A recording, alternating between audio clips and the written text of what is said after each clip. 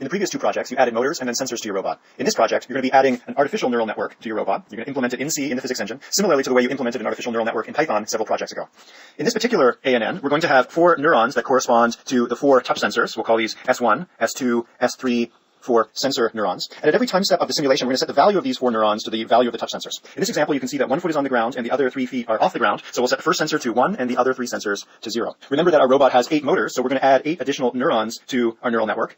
M1 for motor 1, M2 for motor 2, and so on through M8. So our artificial neural network now has 12 neurons, and we're going to connect every sensor to every motor with a synapse.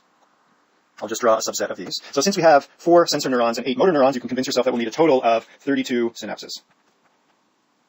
Okay, so at this hypothetical time step, we have one of the touch sensors firing and the other 3 touch sensors not firing. And depending on the weights or the strengths and the type of connection, remember that a black arrow represents an excitatory connection and a gray arrow represents an inhibitory connection. We're going to compute values for our motor neurons, and these motor neurons are going to take on values between -1 and +1.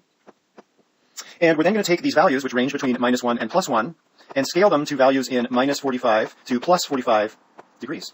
So at every time step, we now have desired angles for each of our 8 motors, and we're going to set those 8 motors with those desired angles, which is going to cause the robot to move, which might cause the values of the sensor neurons to change, which will then, in turn, when we update the neural network, it will also cause the values of the motor neurons to change.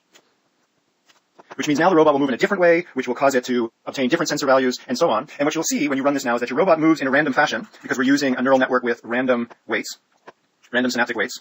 But you might see that it's repeating itself. It's repeating a pattern, very much like you saw neuron activations repeating over time when you were setting up your ANN in Python.